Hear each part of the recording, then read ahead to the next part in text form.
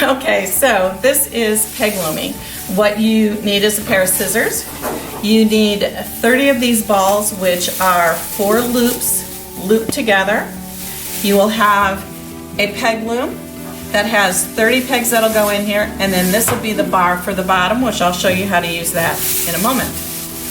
Okay, so you're going to mush the end down, you're going to feed it through the holes so that it comes out the other side, and sometimes you need a little bit of help. So if you're using scissors, remember the scissors will wreck the plarn, so be very careful. Pull it through. What I do is find the hole, I loop it over the bottom, and then I gently pull it. That is 1. You got only 29 more to go. So again, you're trying to get a small amount, put it through the peg hole, pull it out the other side. Some of these are more difficult than others. Straighten that out. Grab your loop, pull it down, and don't pull it too tight because the more you're using this, the tighter that is and more chance you have of it breaking. Again, you're going to take another set of 4. Gently again, putting that in there. Alright, so you're finding the hole, putting it over the short end. Gently pull. Thank you so much. We'll see if we can help you make it out somehow. Yeah. Okay, so just so you're aware, any loops that are really loose or off, you want to make sure that they're tightened up because the plarn is going to go over top of these. So you want to make sure that you've got small enough, tight enough knots, but also be careful if you pull them too tight, you're going to break them.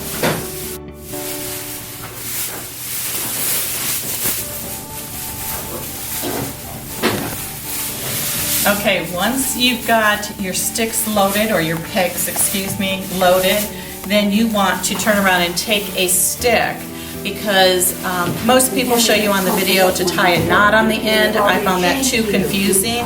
This was so much easier is to find a broom handle, a stick, whatever works for you, and you're going to loop these on the bottom. So basically you take this, you pinch it is what I call it, and then you put it on there, tighten it down. All right, again, you find your bottom of your 4th one, you pinch it, you loop it, you add to it. I'll do the last one. So again, pinch it, loop it, and tighten it down. At the end, I usually try to make sure that all my loops are the same length, just in case I made one with 5 or one with 3. But you're done and you're ready to start peg looming. To start peg looming, what I do is I usually get a bunch of balls together. They're in a bag, so it's all I have to do is reach down and get one when I'm ready to change out my color. Okay, to start peg looming, I take and start off on my left side and tuck my tail in here, and then you're going to just weave back and forth. You will find your own speed, you will find your own way of doing this. I do recommend that you do not do it too tight as to it will end up being too hard to pull the pegs out. Also on your corners you want to be a little bit looser due to the fact that that's going to be the 2 hardest pegs to pull. So again, back and forth. The ball I recommend be on the floor. If you run into something like this, you have to take 2 minutes out to stop and fix it. So you want to always make sure that you don't have too much overhang and that your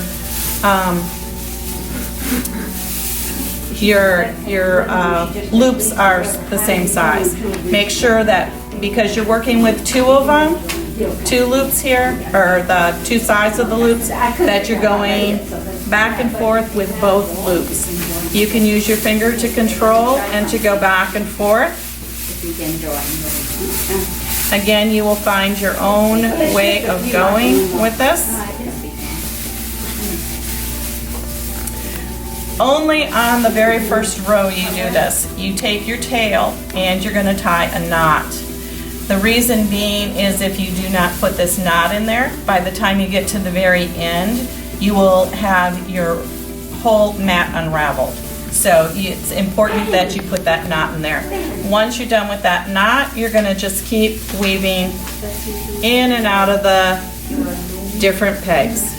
Again, it's called peg looming.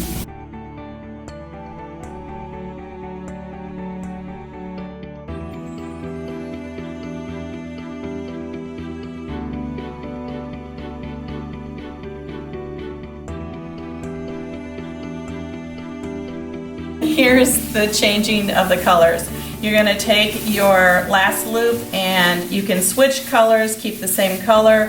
What you're doing is you're passing the ball through and you're slowly finding the end and slowly, like when you're making your yarn loops, tightening that down.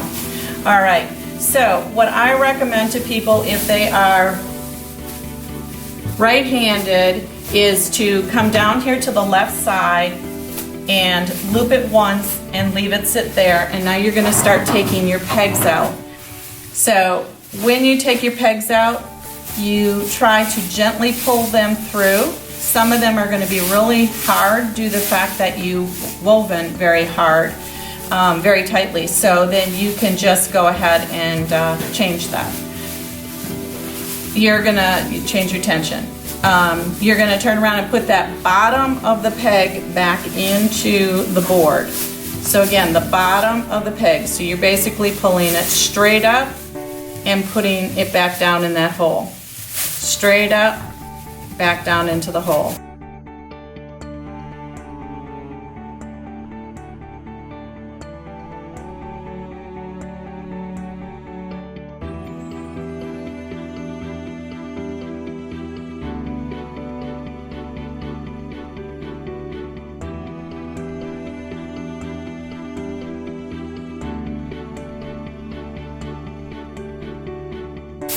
Okay, so when you get to your last two pegs, go back here, make sure that your pegs are all standing up and that no one has flipped over, because that will cause you issues down there on the bottom. So once you get over here, what I always recommend people to do so they don't lose their place is to start weaving again.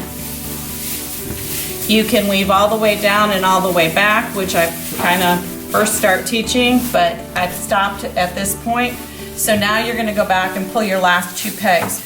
Again, this kept your pattern so that you know exactly where you're at instead of landing on the end here and wondering if you're going forward or backwards. It also helps to make sure that you don't have too much hangover here.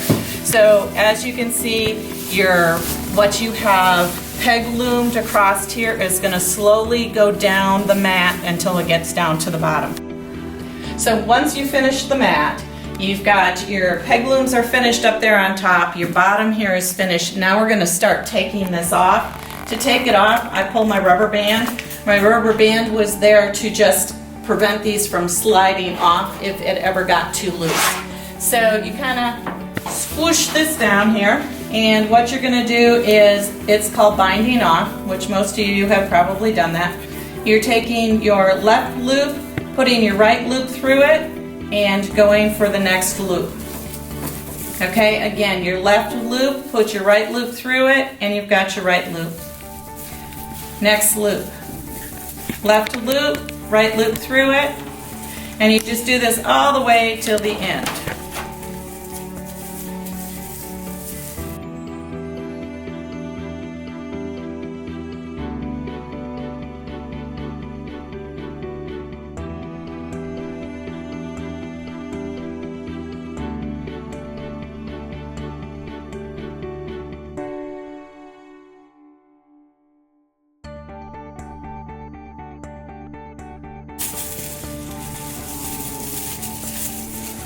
Okay, when you get to the end, sitting on the floor is easier for me.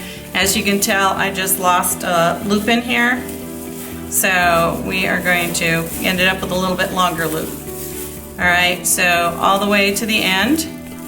When you get to your last loop, this is where you started. So you can either take that knot out, leave that knot there, and I knot these two together.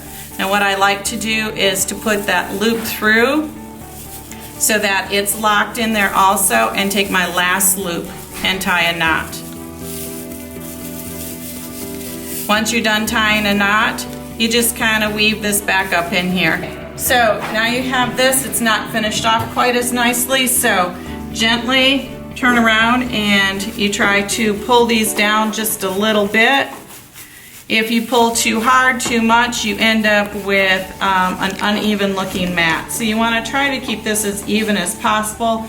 Again, I'm just pulling them up to flatten these out to look more like a chain stitch.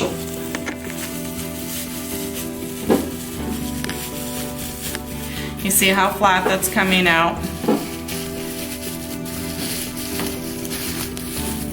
You don't have to do actually every one, it just wherever you feel that it needs to be pulled and flattened.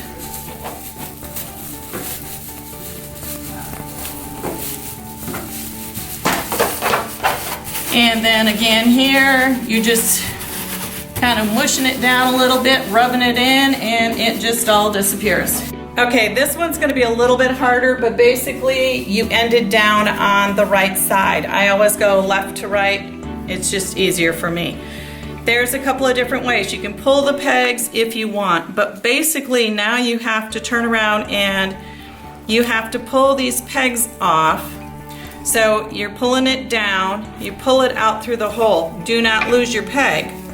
You're doing that for the next one. Remember, these are going to be really tight due to the fact that you have just been pushing all this material down. So it's going to be a little bit harder. Again, left loop, right loop into the left. And then you keep going down the way.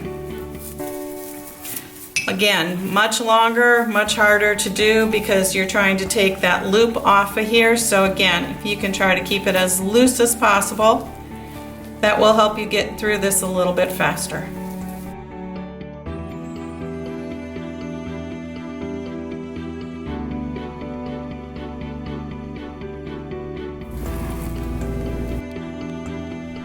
Okay, again, you're going right into left.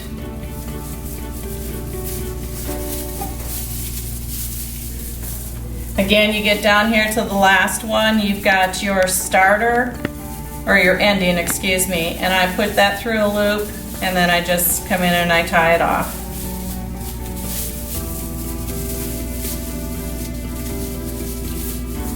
However you want to tie it, the tighter the knot, the less it'll come unloose on a homeless person quickly. Again, you're tucking this in. All right, you've got all your pegs there. Again, just like the bottom, you're going to try to pull some of these down.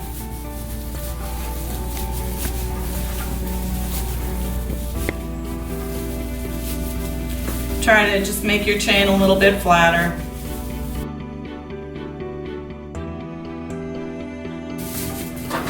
All right, you take your board out.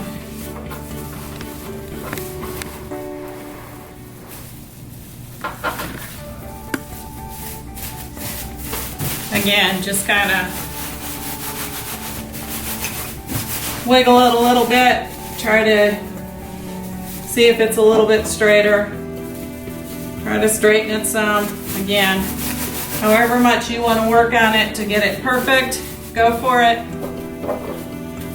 Again, my mantra, they may not be perfect, but they are made with love.